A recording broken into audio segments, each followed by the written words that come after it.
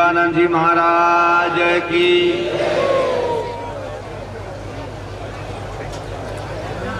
जो भाई जय थोड़ी जोर की बोलवी पड़े है। जय बोलवाती मनर रोग दूर थाय। एक बार भगवान री सभा में नारद मुनिए पूछ्यू कि भाई आपरी भगवान विष्णु ने पूछ्यू कि तुम्हारी कोई कथा है और तोरी सत्संग है અને मैं जो कोई ए भैया फटाफट आम बैठो घणे लीधो आगो पासो मत वे तो थोड़े पूछ्यू कि भाई भगवान री कथा में जो कोई जय नहीं बोले तो में पाप कटे जाए। तो भगवान विष्णु की कि भगवान री कथा में बैठो भगवान नु नाम जो न ले तो आखो जो पाप पे दाल दर मोढ़ा में जाए। अतरे भगवान रो जयघोष बोलवारो, प्रेम थी बोलवारो, जोर थी बोलवारो। बोले श्री रूपरीनंद जी महाराज की। बोले श्री स्वरूपानंद जी महाराज की। बोले श्री प्रेमानंद जी महाराज की। बोले श्री शंकरानंद जी महाराज की। बोले श्री शिवानंद जी महाराज की। शानेश्वर भगवान की। श्यामकरी मात की। श्याम रामचंद्र भगवान की। आज वासाड़ा नगर नी धन्य धरा पर गुरु महाराज धोनीवाला नासिम कृपा थी श्री नौनजी जी पूनमा जी परिवार में एमना दीकरा बाबूलाल ने बाबूलाल ना मकान ना गृह प्रवेश निमित्ते आज सौथी पहला आ बाबूलाल ने एमना परिवार ने मारा घना घना आशीर्वाद। साथे साथे समस्त नानजी भाई ना परिवार ने अने रणछोड़ भाई, गौरीशंकर जी अने तमामे तमाम समस्त पूर्णिमा जी परिवार ने खूब खूब आशीर्वाद और शुभ मंगल कामना। एमना परिवार मांथी बिराजेला तमामे तमाम वासाड़ा नगरवासी, राजपुरोहित समाज, बत्रीसी समाज मांथी आवेला तमामे तमाम एमने आमंत्रण ने मान आपीने जे कई प्रेमी सनई मित्रों आया छो ए सौ कोईने आजना पावन प्रसंग पर मारा घणा घणा आशीर्वाद। गुरु महाराज रविधाम में थयेला महान तपोभूमि पर सिद्ध पुरुषो थया एमने हूँ प्रार्थना करूं, वंदना करूं कि तमारा बधाई ऊपर गुरु महाराज धोनीवाला नो सदाय आशीर्वाद रहे अने तमे सदाय आनंद करो, लहर करो। घना दिवस थी बाबूभाई ने एवी इच्छा थी कि भाई मारे गृह प्रवेश करवो, मकान बनायो, गृह प्रवेश करवो अने आजे शुभ घड़ी आई। पूजा पाठ में तो जયારે मुहूर्त चालता था त्यारे बधी विधि पती गई थी अने प्रसंग राखवामां आवी। कोई खुला समय में प्रसंग राखे तो बधा आवी सके એટલે આજનો દાડો 20 તારીખ એવી લીધી કે બધાય ખૂબ શાંતિથી બધાય છે। સજ્જનો તમે તો વારે ઘડીએ સત્સંગમાં આવો છો અને સત્સંગ સાંભળો છો। માણસ કોઈ બી શુભ કામ કરે तो भगवान नो एनो आसरो होय छे। अपना देश नी अंदर आ भारत देश में जन्म लेवो अने आ भारत देश नी अंदर मानस ने गमे जेटलुं कोई सुख आवे दुख आवे, सुख आवे तो पण कहे कि भगवान ने दीधी। आपणे कोईने पूछीए कि भाई आ दीकरा कणेरा है तो के मालिक रा भगवान रा। पछे पूछो कि आ मकान कणेरू है तो के भगवान रो। आ जमी जागीरी करनी है कि परमात्मा री भगवान रही है याने बधु परमात्मा रो है। આ દેશમાં આપણી સનાતન સંસ્કૃતિની અંદર સુખ અને દુઃખ બંને આપણે ભગવાનને અર્પણ કરતા હોઈએ. જ્યારે દુઃખ આવે ત્યારે કે ભગવાનની કૃપા, ભગવાનની ઈચ્છા. સુખ આવે તો ભગવાનની કૃપા અને દુઃખ આવે તો ભગવાનની ઈચ્છા.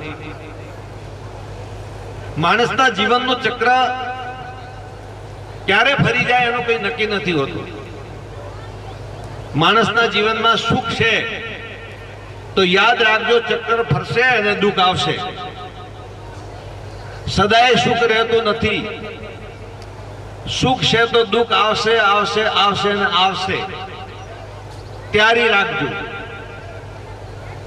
અને દુઃખ છે તો એ સુખ આવશે, આવશે ને આવશે, એની પણ તૈયારી રાખજો. કારણ એ છે કે જ્યારે દુઃખ આવે ત્યારે ભગવાનને મને યાદ કરે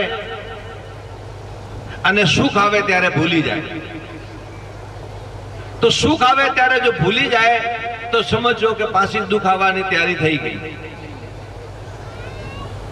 સુખ આવ્યું અને ભગવાનને ભૂલી ગયા તો દુઃખ આવવાની તૈયારી થઈ ગઈ. અને દુઃખ આવ્યું એટલે તમે ભગવાનને યાદ રાખશો.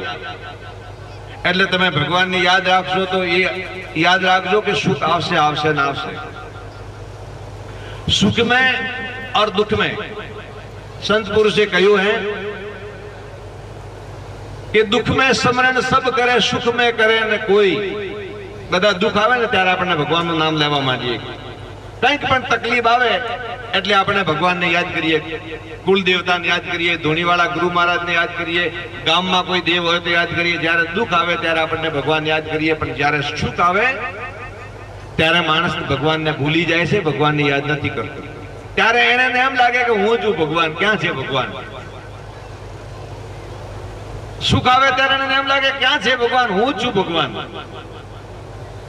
જ્યારે આવો ભાવ આવી જાય તો સમજો કે દુઃખ આવવાનું પૈડું પાછું ભમી ગયું. જેમ ઘડિયાળનો કાંટો 12 ઉપરથી ભમીને પાછો 6 ઉપર આવે અને 6 ઉપરથી પાછો 12 આવે, એમ ચક્કર ફર્યા કરે છે.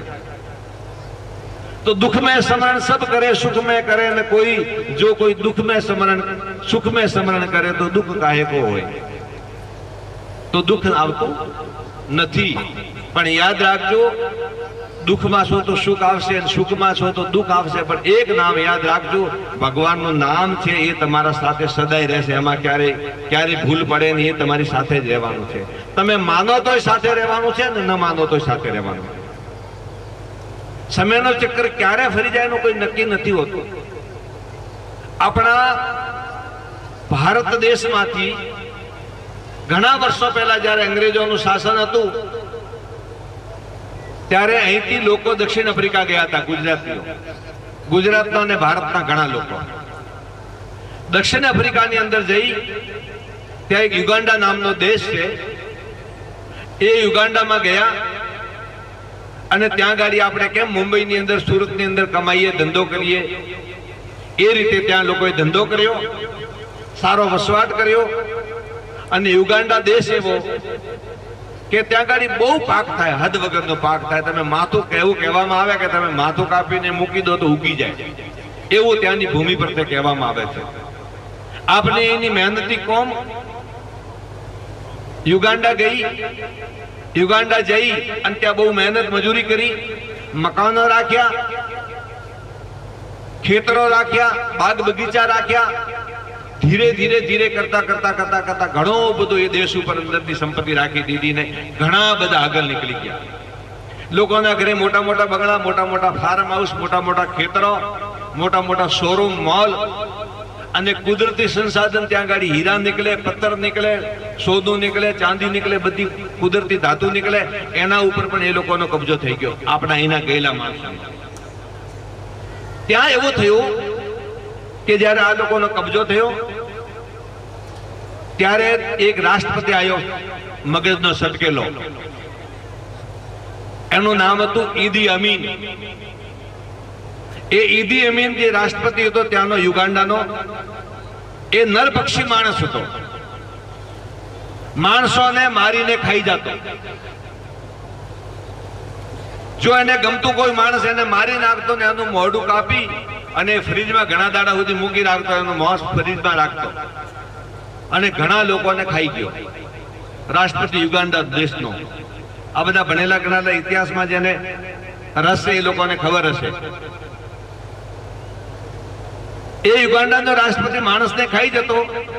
એને અવળસંડાઈ સૂજી. એના મગજમાં આવ્યું કે આ ભારત દેશથી આવેલા ગુજરાતીઓ અને મારવાડીઓ જે ઇન્ડિયન છે એ ઇન્ડિયન લોકો અહીંયા આવીને કમાવા માંડ્યા અને ઘણા બધા રૂપિયા કમાણા, પૈસા કમાણા. એટલે મારા દેશની ઘણી બધી આ લોકો સંપત્તિ કબજામાં લઈ લીધી. એટલે આ લોકોને અહીંથી કાઢી મૂકવાના છે. એના દેશમાં હવામાન ફેલાયું કે આ લોકો આવીને તમારી સંપત્તિ લૂંટી લીધી, તમને ગરીબ બનાવ્યા અને આ લોકો અમીર બની ગયા. એ રાષ્ટ્રપતિએ શું કર્યું? ઈદી અમીને શું કર્યું? એવું જાહેરનામું બહાર પાડ્યું કે જે લોકો ઇન્ડિયન યા યુગાન્ડામાં રહે છે, જેની ધન સંપત્તિ, પૈસા, ખેતર, બંગલા, ગાડી, અબજોપતિ માણસો થઈ ગયા. કારણ કે જયારે અંગ્રેજોનું શાસન ભારત ઉપર હતું 1947 પહેલા, તો અંગ્રેજોનું શાસન આફ્રિકા ઉપર પણ હતું, ભારત ઉપર નહીં. ભારત ઉપર તો હતું જ, ઘણા દેશો ઉપર હતું. ઓસ્ટ્રેલિયા ઉપર, આફ્રિકા ઉપર ઘણી સત્તાઓ રહેલી છે એમની. એવું કહેવામાં આવે કે સૂરજ નતો આથમતો. તો આફ્રિકાની અંદર અહીંના ઇન્ડિયન માણસોને વસવાટ કરવા માટે, કોલોની બનાવવા માટે, ત્યાં ઇન્ડિયન કોલોની બનાવવા માટે, ત્યાં કમાવડાવવા માટે એ લોકો લઈ ગયા હતા.